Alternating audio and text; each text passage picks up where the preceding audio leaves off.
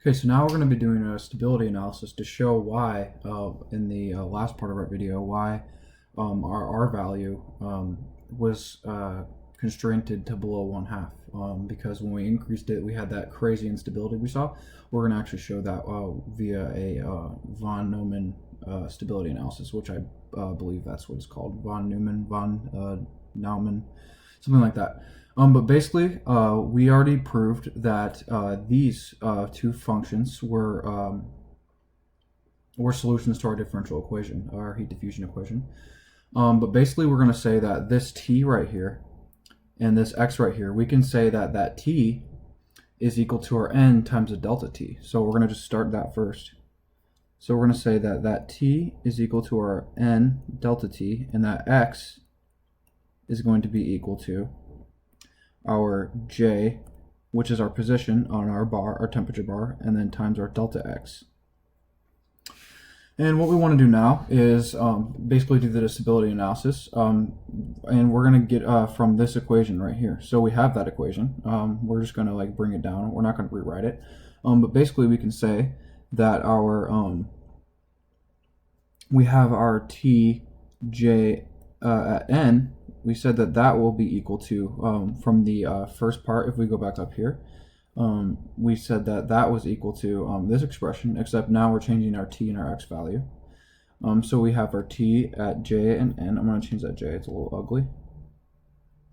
So that will be equal to our negative alpha k squared n delta t, which is what we had, and then times our e to the I k j delta x. Okay, so that's what we have now. And if we basically look and compare these equations, we say that this time increment just increases by 1. So we just do the n plus 1. So that's all it's changing by. So we can kind of do the algebra in our heads. This time increment is increasing by n plus 1, and right here we just have it as n. So this n is going to turn to an n plus 1, and same thing with the j. So our new equation, we can write it, so when we increase n by 1, we can say that we have tj at n, and then we have, so we increase the n by 1, we have e to the negative alpha k squared delta t, and then we have our tj at n. We can add, and then we plus r from this equation right here. So you have our tj at n, and this right here is equal to the tjn plus 1. So we're just copying this down from this equation right here.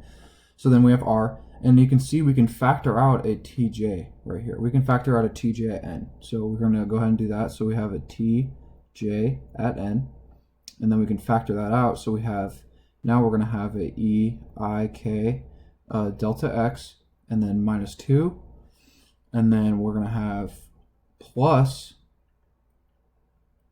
and we're going to do the same thing for j. So this one will be a j minus 1.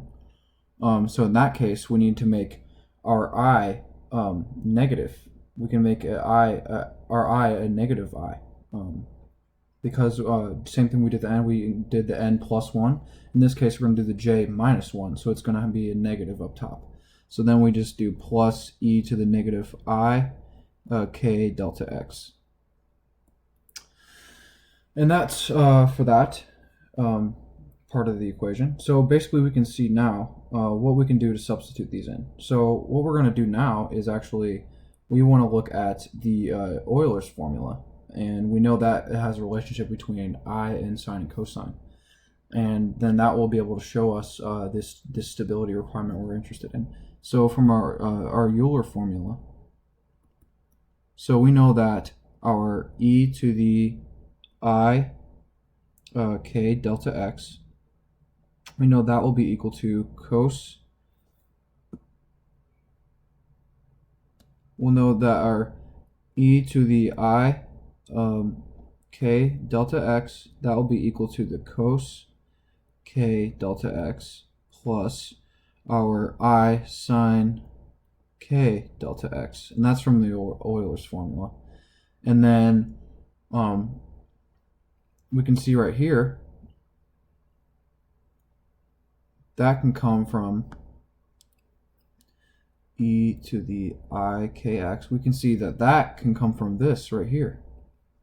So what we're going to want to do next is basically say that e to the negative I k delta x, we can say that since cos is an even function, go positive, so it will be cos k delta x, and then since sine's an odd function, it'll be negative I. So we'll have negative I sine k delta x. And we can see from this, if we add these together, so we're going to add these together. That looks like a t, so I'm going to write add these together. So we can see that these two imaginary functions can cancel. And that will leave us with 2 cos k delta x. So that we can put into our expression. So what we're going to want to do next is we're going to have, so this is our tjn plus 1. So that will equal tj at n e to the negative alpha k squared delta t. And then we can say that that will be equal to our tj at n plus r. And actually, to make this a little bit faster, we can actually factor out a tj, this tj at n. So we'll have a tj at n, and then we'll have a 1 plus r, because these are multiplied together. So we'll have 1 plus r, and then we can multiply this in right here. We can put that into our expression that we just got from the Euler's formula. So that will give us our 2 cos of k delta x, and then we have this minus 2 right here, so then minus 2. And we added these together because we have this one right here and we have this one right here, so we added those together. So now we can see is from this expression we can go ahead and rewrite it one more time. We can go ahead and pull that 2 out right there. So we're going to have our tj at n. This will be our 1 plus 2r, and then we'll have cosine k, because we're pulling out that 2 right here. So we'll have 1 plus 2r cosine k delta x minus 2.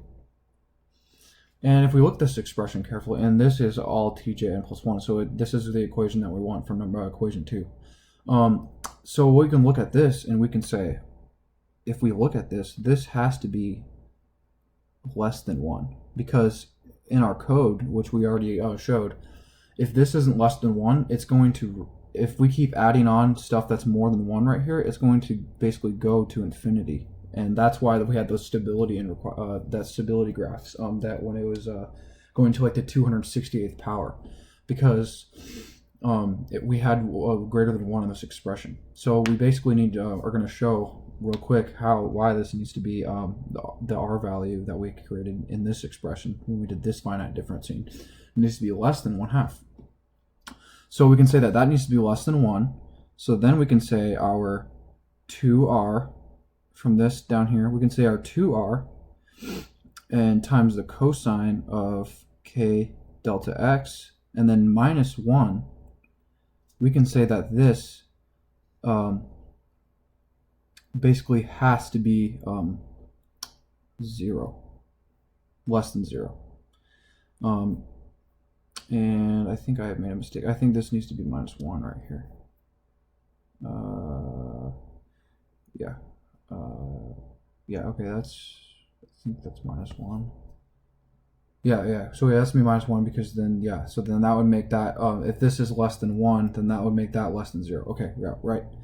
So then, because we subtract this 1 on both sides. So yeah, if we have our 2 cosine kx delta x minus 1, so that has to be less than 0. So if that has to be less than 0, that means we can say from this, our r has to be less than 1/2. And we can see that from our stability requirement. So this is the stability requirement.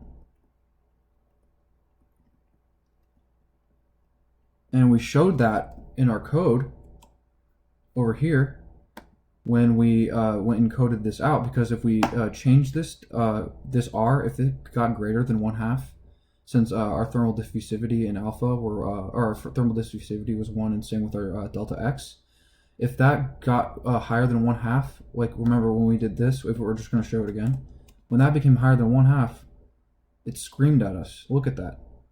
4 to the 30, 10 to the 30 power, it's approaching infinity with that instability.